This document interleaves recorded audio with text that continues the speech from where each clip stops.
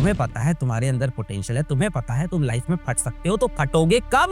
कब तुम सोच रहे हो फटेंगे? एक दिन मैं कुछ करके दिखा दूंगा, एक दिन मैं कुछ बन के दिखा दूंगा, एक दिन दुनिया हिला दूंगा। दिन आ गया, उठ जा, अभी कर।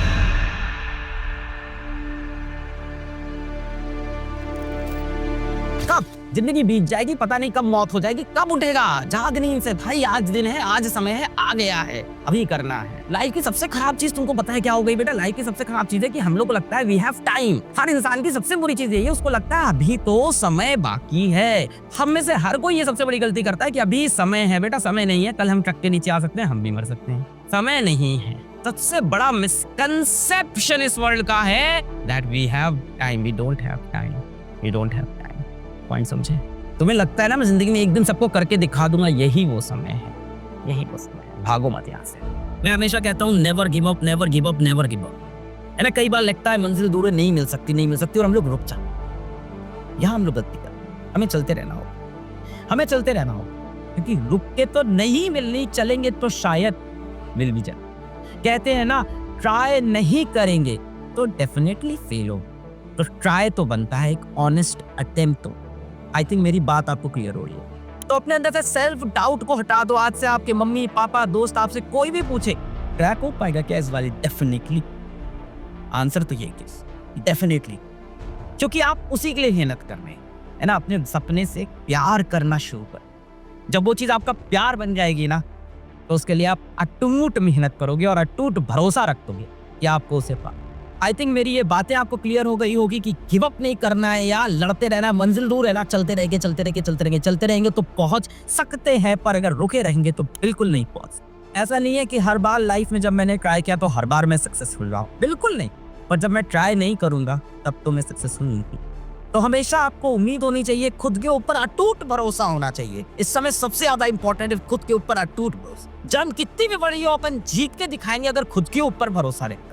और खुद पे से जब भरोसा टूटने लगता है ना, तो छोटी से छोटी लड़ाई भी इंसान हार जाता है। आपने देखा कितने बड़े बड़े क्रिकेटर्स हुए, कितने बड़े बड़े स्पोर्ट्समैन हुए, कितने बड़े बड़े रेसलर्स हुए, छोटे छोटे मैच हार जाते। क्यों? क्योंकि उनके अंदर से सेल्फ कॉन्फिडेंस खत्म गया।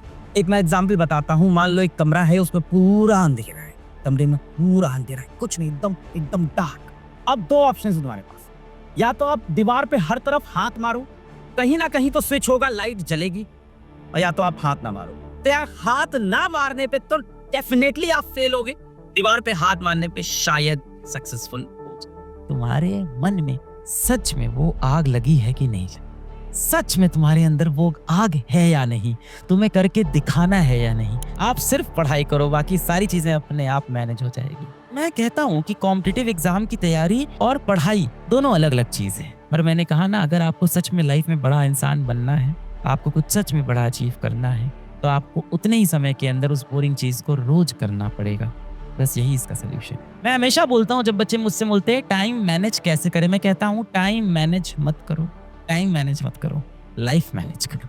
आप सिर्फ पढ़ाई करो, बाकी सारी चीजें अपने आप मैनेज हो जाएगी। ये सब कहाँ से लाते हो किताबी शब्द? आप कहाँ से सुने हैं आपने, कहाँ से सीख लिया आपने? टाइम मैनेज कैसे करें, कॉन्सेंट्रेट कैसे करें, रिविजन कैसे करें, बैकलॉग कैसे दूर करें, ये सब शब्दावली आपने कहाँ से सीख लिए भाई? बचपन से हमें एक ही चीज सिखाई गई है, जम के मेहनत करना।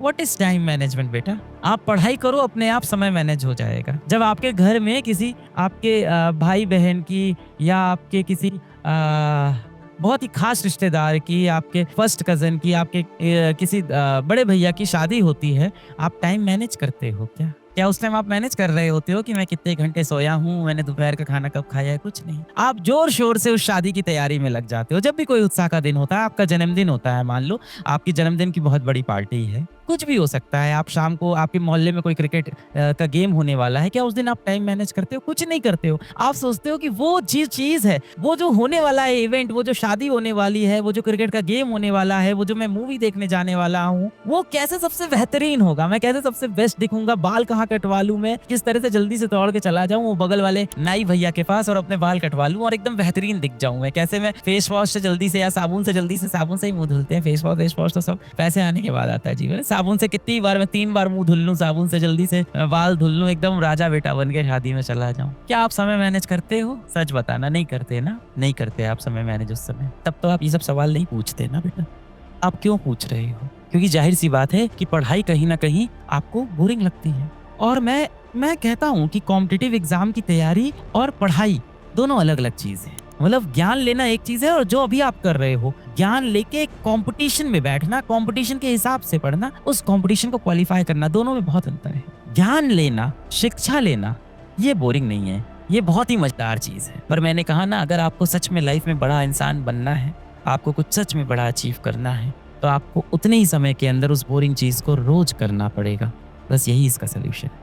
ये सब शब्द कहीं नहीं होते, टाइम मैनेज करना है, बैकलॉग मैनेज करना है। मैंने कहा ना आपसे कि एक दिन आप अपने पिताजी के दफ्तर में चले जाओ और उनको 8-10 घंटे काम करते हुए देख लो कि किस तरह से उनका बॉस उनको बात बात पे डांटता रहता है और वो घर आपसे इस बारे में कभी बात नहीं करते। किस तरह से ऑफिस में उनके बगल में बैठा जो कुलीग है वो उनको बताता रहता है, जो ऑफिस में उनके दोस्त हैं उनको बताते रहते हैं कि शर्मा जी ऐसा है ना, गुप्ता जी ऐसा है ना कि हमारे बेटे ने इस बार 95% लाया है, हमारे बेटे को ये मेडल मिला है, मेरा बेटा IIT में सेलेक्ट हो गया है। और आपके पिताजी वहाँ पे आपको ही कहीं ना कहीं बताते रहते हैं, कहते हैं मेरा बच्चा भी अच्छा है, तेज है, करेगा, कुछ बहुत बड़ा करेगा जीवन में, कोई बात नहीं कितने भी नंबर ला रहा है, मैं बहुत खुश हूँ। एक बार वो जिंदगी जी के देखो बेटा, आपकी जिंदगी बहुत आसान लगेगी आपको। सिर्फ एक ही चीज यहाँ पे मैटर करती है, तुम्हारे मन में सच में वो आग लगी है कि नहीं लगी, सच में तुम्हारे अंदर वो आग है या नहीं, तुम्हें करके दिखाना है या नहीं। 17-18 साल के आप हो गए हो, यहाँ से 2 साल आप लग के मेहनत कर लो, जीवन काफी बदल जाएगा,